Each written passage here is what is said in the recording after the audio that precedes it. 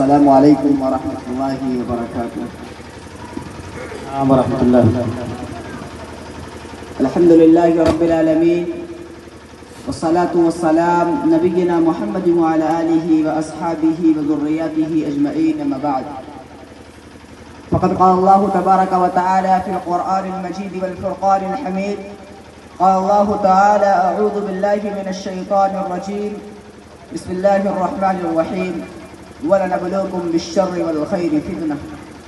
وقال النبي صلى الله عليه وسلم بادروا بالأعمال فتنا كقطع الليل المظلم يصبح الرجل مؤمنا ويمسي كافرا أو يمسي مؤمنا ويصبح كافرا يبيع دينه بعرض من الدنيا. رواه مسلم.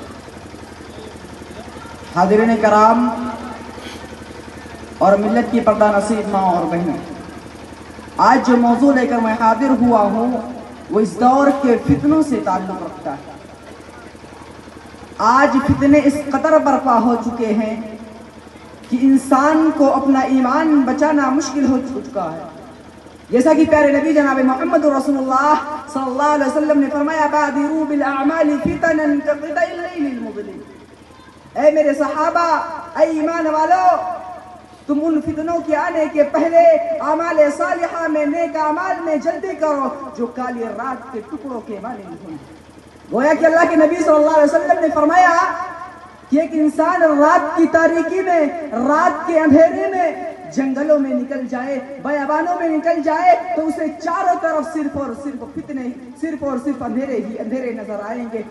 اسی طرح فتنے اس قدر برپا ہو جائیں گے کہ انسان کو چاروں طرف صرف اور صرف فتنے ہی فتنے نظر آئیں گے. يصبح الرجل مؤمنا ويمسي كافرا او يمسي مؤمنا ويصبح كافرا.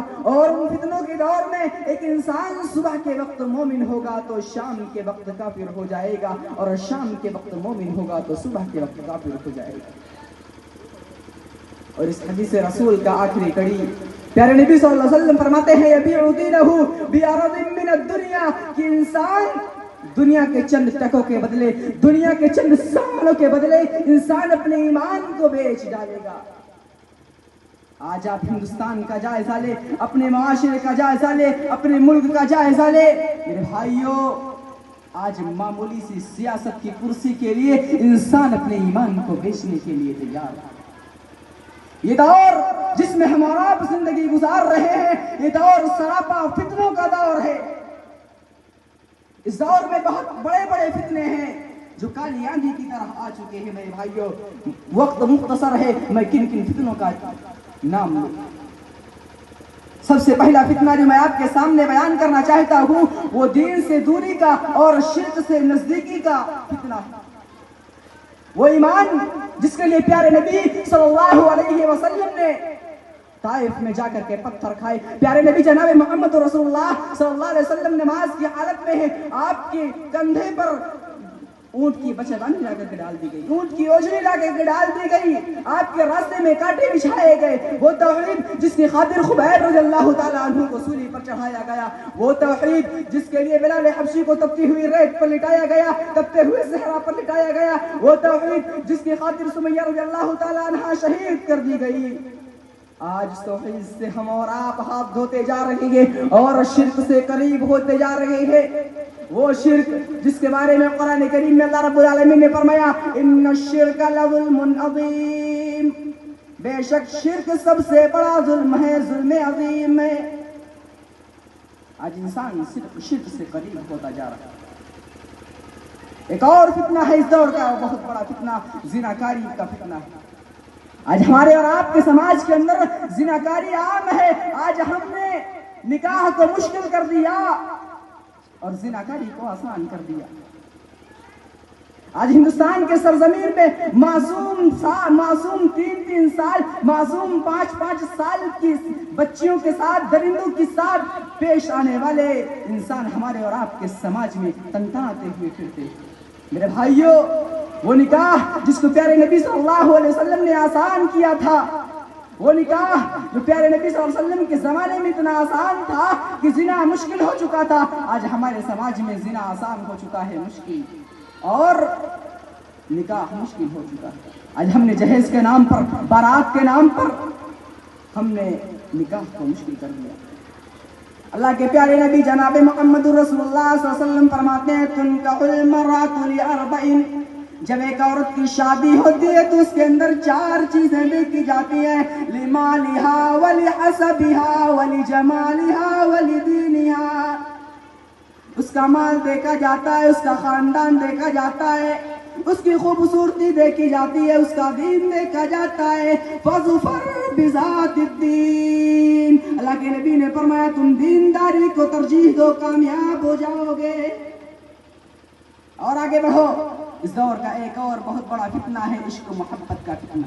میرے بھائیو، عورت اور مرد کے اندر ایک خواہش ہے اور اسلام نے اسے جائز طریقے سے پورا کرنے کے لیے ہمیں اور آپ کو حکم دیا ہے۔ پیارے نبی صلی اللہ علیہ وسلم نے نوجوانوں کو خطاب کرتے ہوئے فرمایا یا معاشر الشباب، اے نوجوانوں کی جماعت، من استطاع منکم الباءۃ فلیتزوج، جب تم شادی کے قابل ہو جاؤ تو شادی کرو، فإنه أغض للبصر وأحسن للفرج ومن لم يستطع فعليه بالصوم فإنه له وجاء، شادی سے تمہاری نگاہیں جھک جائیں گی اور شرمگاہ محفوظ ہو جایا کرے گی، اور اگر تم شادی کی طاقت نہیں رکھتے تو تمہیں چاہیے کہ تم روزہ رکھا کرو، کیونکہ روزہ تمہارے لیے ڈھال کا کام کرے گا۔ ہمارے اور آپ کے سماج کا حال کیا ہے میرے بھائیو؟ ذرا ہم اور آپ غور کریں ہمارے سماج کا حال کیا ہے۔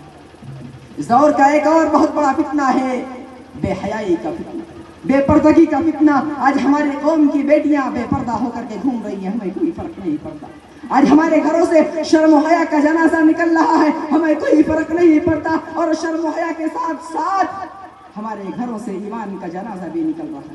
پیارے نبی صلی اللہ علیہ وسلم نے فرمایا تھا الحیاء والایمان قرنا جميعا فَإِذَا رُفِعَ أَحَدُهُمَا رُفِعَ الْآخَرُ، حیا اور ایمان دونوں ساتھ ساتھ رہتے ہیں، اگر ان میں سے کوئی ایک چیز ختم ہو گئی تو دوسری بھی ختم ہو جائے گی۔ گویا کہ آج ہمارے سماج سے حیا نکلی اور ساتھ ساتھ ایمان کا جنازہ بھی نکل گیا، اور یہ پردہ جسے آج ہماری قوم کی بیٹیوں کے اندر، ہماری قوم کی بیٹیوں، ہماری ماں، ہماری بہنوں کے دل و دماغ کے اندر یہ بٹھا دیا گیا ہے کہ یہ پردہ آپ کے لیے قید ہے۔ اللہ کی قسم ہے میری ماں، میری بہنوں، میری قوم کی بیٹیوں، یہ پردہ آپ کے لیے عزت ہے۔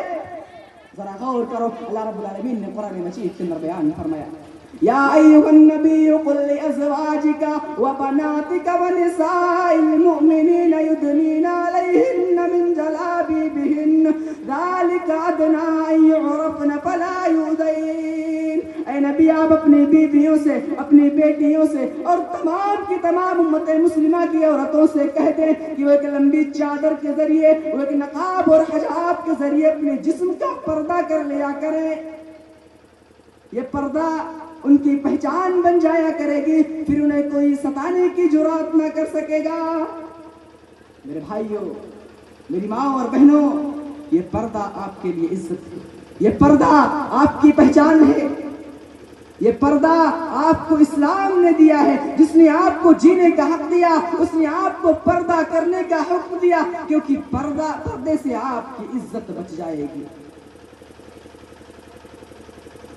بس اسی پر میں اپنی باتوں کو ختم کرنا چاہوں گا۔ آخر میں اللہ رب العالمین سے دعا گو ہوں کہ الہ العالمین تو ہم تمام لوگوں کو جب تک زندہ رکھی ایمان و اسلام پر قائم و دائم رکھ، آمین یا رب العالمین۔ السلام علیکم ورحمۃ اللہ وبرکاتہ۔ وعلیکم السلام۔